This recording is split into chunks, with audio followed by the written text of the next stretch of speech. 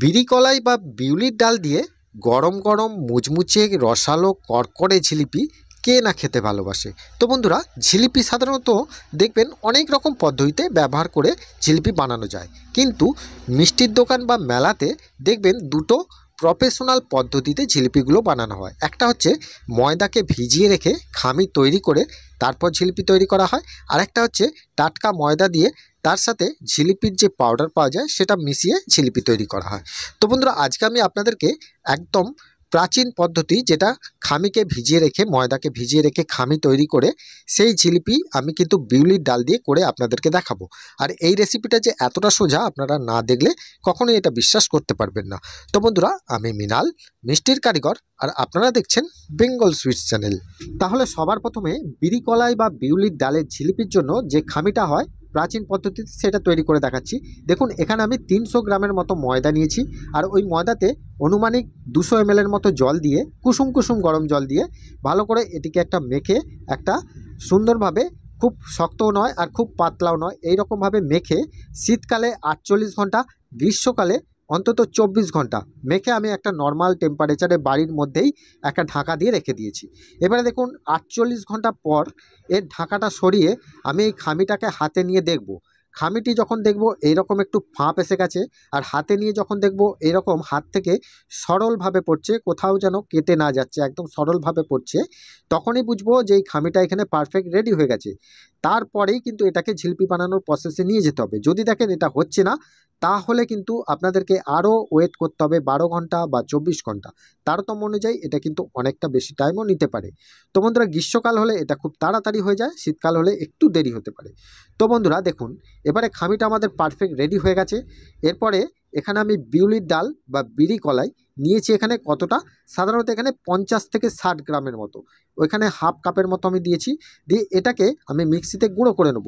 আপনারা চাইলে এটাকে ভিজিয়ে রেখে বেটেও নিতে পারেন, বা আমি এখানে গুঁড়ো করে নিচ্ছি। যেহেতু আমি এখানে ভেজানোর টাইম পাইনি, সেজন্য আমি গুঁড়ো করে নিচ্ছি। দুরকমভাবেই করা যাবে।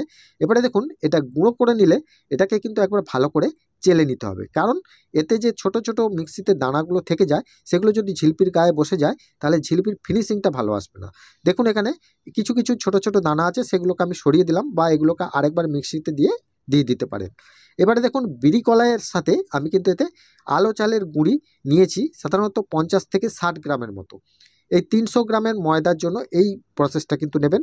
আলো চালের গুঁড়ি একটু কচা কচা টাইপের। এবারে দেখুন, এখানে খাবার সোডা দিয়েছি সাধারণত 1 চামচের 4 ভাগের 1 ভাগ। এখানে লাগলে আবার দিতে পারবেন, এখানে অল্প করে দেবেন। তারপরে তৈরি করতে করতে যদি দেখেন যে জিলিপিটা একটু খাস্তা ভাব কম হচ্ছে, তাহলে আরও একটু পরিমাণ বাড়িয়ে দেবেন খাবার সোডাটা, তাতে কোনো অসুবিধা নেই। এবারে এটিকে ভালো করে মাখতে হবে। এতে আর গরম জল দেবার দরকার নেই, নর্মাল টেম্পারেচারে জল দিয়ে মাখলেই হবে।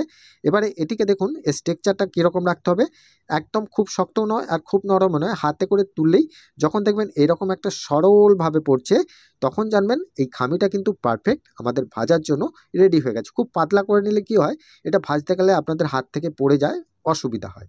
এবারে দেখুন, এটাকে তৈরি করে রেখে দেবার পর আমি এখানে চিনির সিরাটা তৈরি করে নিচ্ছি। তার জন্য দেখুন, এখানে 2 কাপ মানে 500 গ্রাম আমি এখানে চিনি দিয়েছি, আর 1 কাপ জল দিয়েছি। কিন্তু দেখছি যে আমার এখানে আরেকটু রস লাগবে, সেজন্য আমি আরও 1 কাপ চিনি এখানে অ্যাড করলাম। মানে এখানে 750 গ্রামের মতো চিনি আমি এখানে দিয়েছি, আর এখানে আমি জল দিয়েছি তার হাফ, মানে যতটা চিনি তার হাফ। আর এখানে রসটাকে দেখুন, খুব একতারের শিরা নয়, একতারের শিরার আগেটায় মোটামুটি একটু আঠালো টাইপের হবে, সেই রকম শিরাটাই কিন্তু এখানে রসটাকে নামিয়ে নিতে হবে। আর এর থেকে যদি আপনারা একতারের শিরা করে ফেলেন, যেহেতু এখন শীতকাল, ওটা কিন্তু জমে যাবে খুব তাড়াতাড়ি, তাহলে ওই রকম আঠালো টাইপের রসটাই কিন্তু তৈরি করবেন। এবারে দেখুন, ওই রসটা তৈরি করে আমি একটা জায়গার মধ্যে সরিয়ে নিচ্ছি, আর ওতে আমি এলাচ দিয়ে দিলাম ফ্লেভারের জন্য। আপনারা চাইলে কেশর দিতে পারেন। আর এখানে আমি অল্প পরিমাণে একটু food colour, Kesari food colour দিয়েছি। আপনারা না চাইলে এই ফুড কালারটা স্কিপ করে যাবেন, কারণ ফুড কালারটা অনেকে পছন্দ নাও করতে পারে, বা আমিও সেটা পছন্দ করি না, কিন্তু আমি দেখেছি অনেকেই ফুড কালার পছন্দ করে, সেজন্য আমি আজকে ফুড কালার দিয়ে এটা তৈরি করে দেখাচ্ছি। তো বন্ধুরা দেখুন, এবারে আমি এখানে একটা পলিথিন নিয়েছি। এই রকম পলিথিন আপনারা সব জায়গায় পেয়ে যাবেন, অনলাইনে কিনতে পেয়ে যাবেন, বা যে কোনো বাজারেও কিনতে পাবেন। এরকম পলিথিনগুলো নেবেন, তাহলে জিলিপির শেপটা কিন্তু ভালো আসবে। এবার দেখুন, একটা গ্লাসের মধ্যে ওই পলিথিনটাকে আমি রেখে দিয়েছি।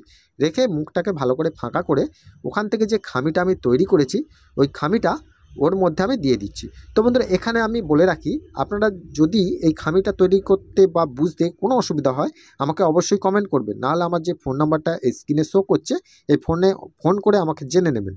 আর ডেসক্রিপশানে আমি কিন্তু সমস্ত কিছু বিবরণগুলো আরও ভালো করে দিয়ে রাখবো। তো বন্ধুরা দেখুন এইভাবে এতে দিয়ে আমি কিন্তু এটাকে ভালো করে একটু জড়িয়ে নিচ্ছি। জড়িয়ে নেবার পর এবার যেহেতু আমাদেরকে জিলিপিটা বানাতে হবে, তার জন্য এখানে একটা ডাইস তৈরি করতে হবে, এখানে একটা ফুটো তৈরি করতে হবে। তো ফুটোর বা ছিদ্রটা কীরকম করতে হবে সেটা আমি দেখিয়ে দিচ্ছি। দেখুন কাঁচি করে আমি প্রথমে একটা ছোট্ট জায়গায় কেটে নিচ্ছি। কেটে নেবার পর আমি দেখব যে এর ফুটোটা কত বড় হয়েছে। প্রথমে আমি বড় করে কাটবো না, প্রথমে আমি একবার ট্রাই করে ছোট করে কাটলাম। কাটার পর আমি টিপে যখন প্রেসার দিচ্ছি তখন দেখছি খুব সরু সরু ঝুড়ি ভাজার মতো হচ্ছে। তাহলে এই রকম কাঠিটা ভালো লাগবে না, তার জন্য আমি আরেকটু কেটে নিচ্ছি। আরেকটু কেটে নিলাম, তারপরে দেখছি যে এটা ঝুড়ি ভাজার থেকে একটু মোটা হয়েছে। তাহলে এই কাঠিটাও খুব একটা ভালো লাগবে না, এটা অমৃতি জিলিপির জন্য এই পাকটা ভালো, এই ফুটোটা। তাহলে এর থেকে আরেকটু মোটা করলে জিলিপির প্রসেসটা ভালো হবে। দেখবেন যে সাধারণত মেলাতে একটু যেন সরু কাঠি ঠিকই, কিন্তু একটু যেন মোটা থাকে, মোটামুটি তার ভেতরে যেন রসটা ভালো থাকে। দেখুন এভাবে আমি কেটে নেওয়ার পর এবারে দেখছি যে এখানে আমার ফুটোটা একদম পারফেক্ট হয়েছে, যে এখানে ফুটোটা খুব সুন্দর বেটারটা বেরোচ্ছে। এবারে দেখুন তেলটাকে আমি চাপিয়ে দিয়েছি, আর তেলটাকে একটু হিট করে নিতে হবে, হাই হিট করে নেবেন, নাহলে ঝিলিপিগুলো ভাজার পর নাহলে চুপসে যাবে। হাই হিট তেলের মধ্যেই ছাড়তে হবে। তো বন্ধুরা এবারে তেলের টেম্পারেচারটা একটু হাই টু মিডিয়াম রাখবেন। আর এখানে আমি যে জিলিপির যে ওটা দিয়েছি, এবারে আমি দেখছি যে তেলটা আমার হয়েছে কিনা। তেলটা দেখুন আমি দেবার সঙ্গে সঙ্গেই দেখছি যে একদম উঠে যাচ্ছে, তার মানে এখানে তেলটা এখন পারফেক্টভাবে জিলিপি ভাজার জন্য রেডি আছে। এবারে আমাদেরকে জিলিপিটা ভেজে নিতে হবে। এখানে আমাকে অনেকে কমেন্ট করেছেন যে জিলিপিটা আমরা ভাজতে পারছি না। তো দেখেন এখানে আমি একদম পারফেক্টভাবে আপনাদেরকে দেখাচ্ছি।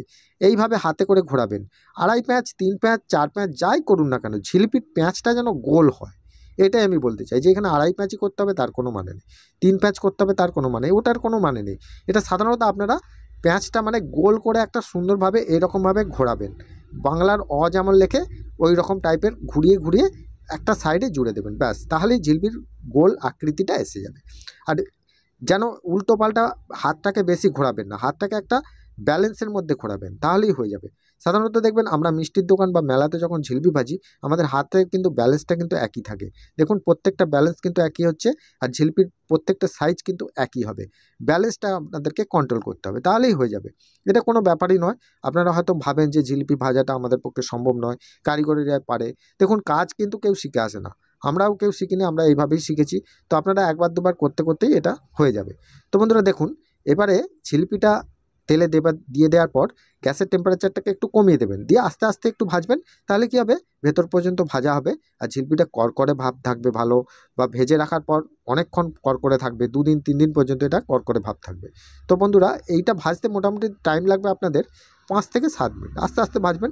আর এরকম একটু লাল লাল করে ভাজবেন, জিলিপি যত লাল লাল করে ভাজতে পারবেন তত খেতে ভালো লাগবে। আর রসটায় যখন দেবেন, রসটাকে খুব গরমে দেবেন না, তাহলে কিন্তু জিলিপিগুলো ফটকা হয়ে যাবে। আর রসটা খুব ঠান্ডাও করে নেবেন না, তাহলে জিলিপিটা রসটা ঢুকতে দেরি হবে। রসটা মোটামুটি একটু হাত ছোঁয়া গরম অবস্থায় থাকবে, সেরকম রসেতে কিন্তু জিলিপিটা দেবার সঙ্গে সঙ্গে 1 সেকেন্ড কিন্তু আপনারা টাইম মিস করবেন না। সঙ্গে সঙ্গে রসে দেবার সঙ্গে সঙ্গে দরকার হলে আপনারা একজন দেবেন আর একজনকে বলবেন হাতে করে একটু টিপে দিন, কারণ একা করতে গেলে অসুবিধা হবে। কারণ এটা কি হয় যে রসটা কিন্তু সঙ্গে সঙ্গে নেবে, ওটা 1 সেকেন্ড যদি আপনি টাইম মিস করে দেন ওটা যদি ফটকা হয়ে যাবে, ওর ভেতরে আর রসই ঢুকবে না। ঝিলপির নিয়মই হচ্ছে আলাদা, ঝিলপি সঙ্গে সঙ্গে রসে দিতে হবে আর সঙ্গে সঙ্গে টিপতে হবে। 1 সেকেন্ড আপনাকে একদম চোখের পলকের মধ্যে আপনাকে টিপে দিতে হবে, তাহলে কিন্তু এটা রসটা পারফেক্টভাবে নিয়ে নিতে হবে। তো বন্ধুরা দেখুন রসের মধ্যে বেশিক্ষণ রাখবেন না, সাধারণত 1 মিনিট রাখবেন, রাখার পরেই তুলে নেবেন। বেশি রাখলে কী হবে, ঝিলপিগুলো নরম হয়ে যাবে। কারণ এই ঝিলপিটা আমি এমনভাবে তৈরি করে দেখাচ্ছি, বিড়িকলায় ঝিলপি, এটা যদি আপনারা বাড়িতে 3 দিন ধরে খান তাহলেও কিন্তু আপনাদের ঝিলপিটা নরম হবে না। কারণ এই খামির বিশেষত্বই এটা পচা খামি বলা হয়। সাধারণত প্রাকৃতিক নিয়মে আগে ঝিলপি ভাজা হতো, বা মিষ্টির দোকানে এখন আমরা এই প্রসেসেই ঝিলপি ভাজি, কারণ এই ঝিলপিগুলোর গুণগত মান কিন্তু অনেক ভালো। তো বন্ধুরা দেখুন এই ঝিলপিটা কত সুন্দরভাবে ফিনিশিংটা এসেছে, আর বিউলির ডাল দেওয়া আছে তার জন্য কিন্তু এতে খুবই টেস্টফুল হবে। তো বন্ধুরা এখানে আমি যে চালের গুঁড়োটা দিয়েছি, আপনারা চাইলে চালের গুঁড়োর পরিবর্তে ওই 2 কাপ বিউলির ডালও দিতে পারেন। এবারে দেখুন ঝিলিপিটার কত সুন্দর মজমজে খাস্তা হয়েছে। আপনারা এটা দেখুন, ভাঙছি যখন দেখতে পাচ্ছেন কত সুন্দরভাবে ভেঙে যাচ্ছে, আর একদম ভেতর থেকে রসটাও বেরিয়ে আসছে। খুব করকরে মুচমুচে এবং খাস্তা স্পেশাল জিলিপি। তো বন্ধুরা, আপনারা যদি চান আমি এরপরে আরও কীভাবে জিলিপি বা কত রকমভাবে জিলিপি বানানো যায় সেগুলো আমি পরপর আপনাদেরকে দেবো। আর তার সাথে দেবো বিউলির ডালের যে স্পেশাল অমৃতি জিলিপি, সেটাও কিন্তু আমি দেখিয়ে দেবো, যেটা মিষ্টির দোকানে পাওয়া যায়। আর আপনারা চাইলে আমি অনেক রকম পদ্ধতি যেগুলো করা হয় সাধারণত টক দই দিয়ে, ইনো দিয়ে, এই রকম পদ্ধতি ইউজ করে আপনাদেরকে আমি জিলিপি বানানো দেখিয়ে দেবো। আপনারা যদি চান আমাকে কমেন্ট করবেন। তো বন্ধুরা, আজকের রেসিপিটা যদি আপনাদের ভালো লাগে তাহলে আমাকে প্রত্যেকবারের মতো কমেন্টে জানাতে অবশ্যই ভুলবেন না। তাহলে ভালো থাকবেন, সুস্থ থাকবেন, দেখা হবে আবার অন্য কোনো মিষ্টি রেসিপি নিয়ে। নমস্কার।